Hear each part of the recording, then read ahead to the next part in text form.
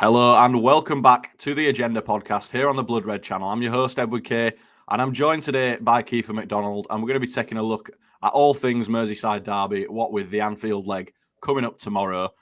First of all, Keifer, I'm going to start by asking you a question that all my non-Red friends have been asking me all week. How nervous are you?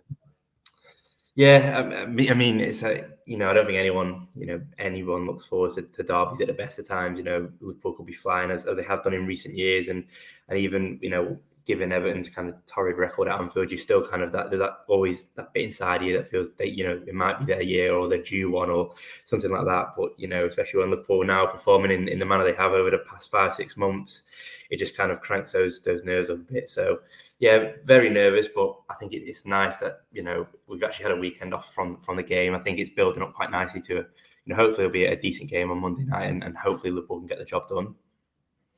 Yeah, a lot of hopes being pinned on this game for Liverpool to sort of turn it around a little bit. Obviously, one big advantage we've got going into the game is, thankfully, it's not at Goodison. How much of a relief is it that this is at Anfield, Keifer? Yeah, I mean, the derbies at Goodison are, like I said, no derby's fun, but the ones at Goodison just always seem to, be that bit more scrappy, and that kind of Liverpool, apart from the game kind of last year, they've obviously had a pretty poor record there, certainly under Jurgen Klopp. I think that was actually his first win in December 2021. So, I feel like with how small the Goodison Park pitch is and all that, the crowd do kind of get on top. And like I say, Liverpool can just never seem to find a way. But you hopefully now with the game being at Anfield, Liverpool can kind of use it. And how many times have we said turn their season around? But it feels like they've got a big kind of 10 days coming up. They've got Everton, and they go to Newcastle on Saturday, and then they welcome Real Madrid to Anfield. So you really hope you can get something on Monday night and use it as a platform to kind of build for not only the next 10 days, 2 weeks, but the rest of the season really. Yeah, as you say, really looking to sort of set that as a platform and a bar from which Liverpool can raise the performance levels of late. Thankfully, not too many Goodison derbies left by the looks of it, if all goes well with Everton's new stadium. But we'll start in central defence in terms of taking a look at the team and the struggles and how Liverpool might be preparing for this one. Obviously, last time out, 3-0 against Wolves, not exactly the ideal defensive performance, and Matip and Gomez didn't exactly cover themselves in glory in the centre of the park. A lot of people clamouring for Nat Phillips to come in. Keifer, are you one of them, and who would you leave in alongside him? Yeah, it's a difficult one, isn't it? I think the fact that Dominic Calvert-Lewin, in the words of Sean Dyche, is touch and go. I think that makes it's a bit of a poker game now with what Jurgen Klopp does, because I think if Calvert-Lewin was fit and he was firing, and the threat that he poses aerially, I think if we knew that he was 100% going to play, I wouldn't be surprised to see Jurgen Klopp throw Nat Phillips in. And you kind of tie that in with the form of obviously Joel Matip especially, and obviously Joe Gomez in recent weeks, and then obviously the injuries to Konate and Van Dijk. So it is a difficult one. It makes you feel that if Calvert-Lewin doesn't play, you'd imagine it would be something of the makeup of. I mean, they could throw the young lad who's just come back from Sunderland, Sims, in. That would be a massive shout, but they could go with something of like a false nine. I know it wouldn't exactly be that on the Sean Dyche, but you may be looking at 3 wingers playing up top, kind of what they did with Gordon earlier on in the season. Obviously, I know he isn't there now, but you could maybe see Damari Gray, Dwight McNeil, or one of those maybe lead the line. So you haven't actually got that physical presence. You've obviously got the more kind of speed and quickness and pacing behind. So in that case, you probably will be looking to go with Gomez and Matip again, but he's got to that point, especially with Matip. He's probably, I think everyone would be quick to say, is probably the worst form of his Liverpool career. I mean, he's been absolutely a brilliant servant to the club, and especially last season, how good he was and how instrumental he was, and not only from a form kind of stance, but fitness wise, the way the club manages fitness last year was absolutely fantastic. But this year, he's obviously had a few issues with injuries, and now coming back in. Alongside Gomez, especially at Brighton in the first of the defeats there, the 3-0, he was, just absolutely woeful. And obviously was, deservedly dropped for a few games. And then, against Wolves last week, the first goal, I'm not entirely sure what he's doing there. I think, he lets the ball bounce, and then I think, at any level you play it, if you let the ball bounce, you don't attack it, you're asking for troubles. So it is a really difficult one, and we said on the Poetry in Motion pod the other day, I'm really not sure what Klopp will do, because, like I say, with Calvert-Lewin not obviously a cert to start, there is an argument to kind of go with your strongest team, but then it is the fact of, obviously, we've seen what he's done with Bajcetic in terms of, if his kind of his first choice 11 aren't performing to the levels, even if he's out of options in terms of senior figures, he will kind of bring people in. And to be fair to Nat Phillips, let's not get this wrong. He hasn't disappointed when he has played for Liverpool. He's obviously been a good servant, and I know he started against Palace the first home game of the season, and he had a torrid first 45 minutes up against Wilfried Zaha. But apart from that, which obviously wasn't really his fault, playing in a high line against one of the quickest forwards in the Premier League, he has been exceptional. So I certainly wouldn't have any worries about him coming in, because I think it's maybe going to be one of those games, especially under Sean Dyche, under this kind of, if the Arsenal game is, I know it's only such a small sample size, but if it's anything to take a look at, it's going to be a lot of first balls, second balls, and those kind of things. And Liverpool have struggled to kind of assert themselves in games in recent weeks. So that's something that Nat Phillips is really good and really strong at. So could we see it? I'm tempted to say yes. Who would I prefer him to be alongside? It's a difficult one, because I think both Matip and Gomez are both better when they have a leader alongside them, in the form of Virgil van Dijk. I don't think they are necessarily, they're not certainly off the field. I know they're not the most vocal players within the Liverpool squad. So, it kind of, they're probably players who lead by example rather than kind of vocal. So that does make it a bit difficult. I think maybe Gomez for his pace, but then I think Matip, he's just got the experience. He's played in probably more derbies than Gomez and more big games over recent years than Gomez. So I'd probably, if I was hedging my bets, I'd go Matip and Phillips. But I wouldn't be surprised if he keeps the same and goes Gomez and Matip. Yeah, I think I'd be going Phillips and Gomez myself. I was at that Palace game early in the season, and Phillips didn't have his greatest game, but I mean, for their goal, he gets left high and dry by Fabinho and Trent, who try and tackle Eze deep in his own half. One of them gets megged, and then that's it.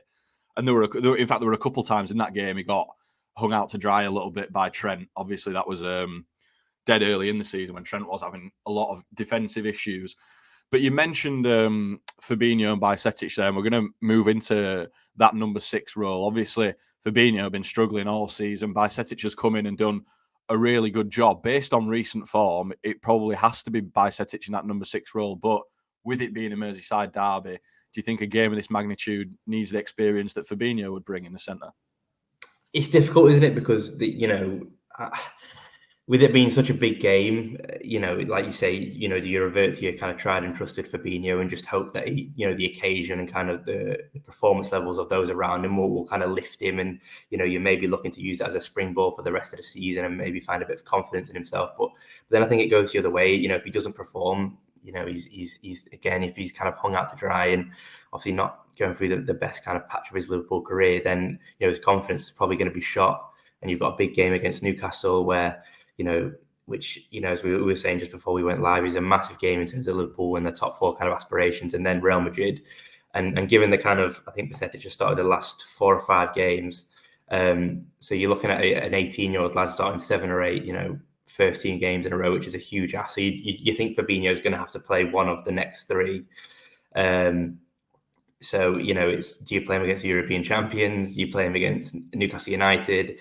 Which is going to be another difficult game, or do you play him against Everton? So it is really difficult. But I think on form alone, I think Bajcetic has been the shining light this season, and part of me does feel quite sorry for him because he has done well, but you almost feel sorry for him because he's not coming to a Liverpool team that's firing on all cylinders, and while it's a testament to his ability that he's been able to kind of stand out alongside international players who've accumulated many caps and won many trophies. You kind of just think to see the best out of him, it would be really nice if he kind of wasn't going in with so much pressure, which I imagine he does have at the moment. But then I think the performance that he did against Chelsea, and he picked up an early booking, I think after 15-20 minutes, and the way he played the rest of the game, I tweeted something after the game actually, and I just said his maturity was way beyond I think what anyone expected there, to play against a really good technical side like Chelsea, again not having the best patch, but many world-class players are in that side, and to not kind of get drawn into another tackle. And I think he played 80 minutes that day, before being withdrawn in the final stages, and he more than held his own, like I say, even with the yellow card. So I would like to see him, and I think it's part of his progression. I think the Chelsea game was a massive call.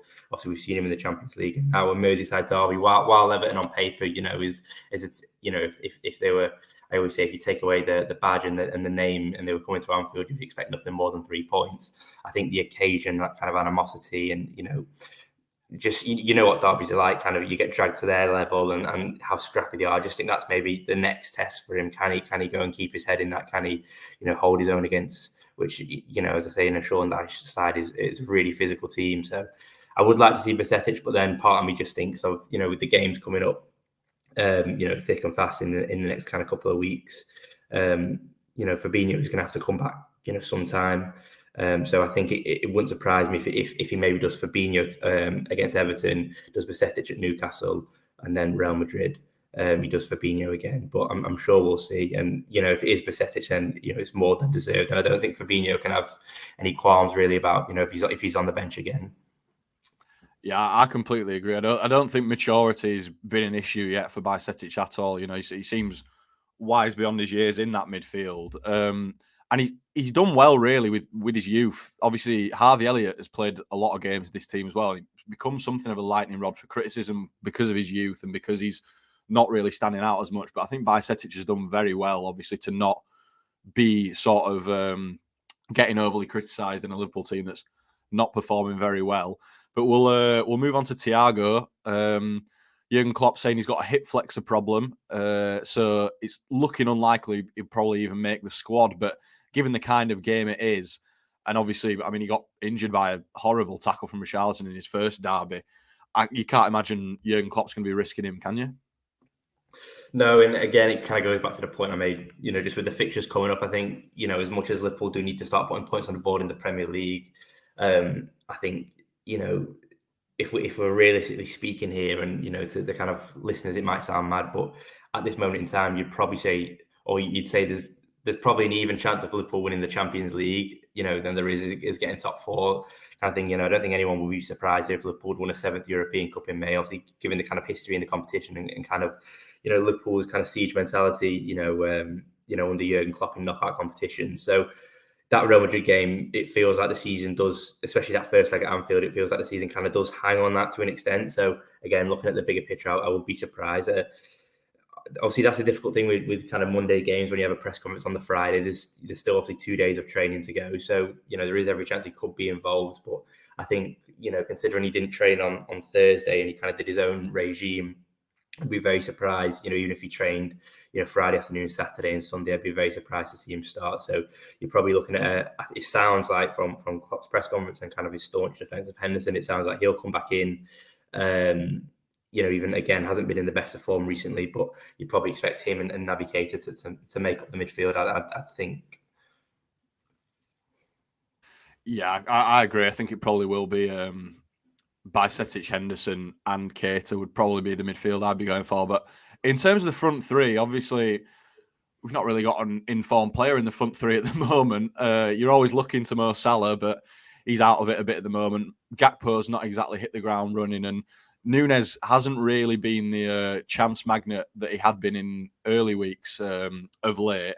So who do you think Klopp's going to go with? Do you think he'll stick with a slightly out of form Gakpo, or will he maybe stick Harvey Elliott in the front three again? He's a boyhood Red. He knows what it means in this kind of game. It's difficult, isn't it? I think everyone who's kind of watched Liverpool over the last kind of 6 weeks has felt really sorry for Cody Gakpo, and that's not a sly on his ability or kind of what he's able to do. I just think, you look at kind of all and even Darwin Núñez, to be fair, earlier in the season, obviously it's probably the worst kind of patch Liverpool have experienced as an attacking, unit, certainly under Jurgen Klopp's kind of tenure. So for a forward to kind of come into this, team with a misfiring forward line and a midfield that isn't providing enough service, it's been a really hard watch for Cody Gakpo, during his early time at Anfield so far.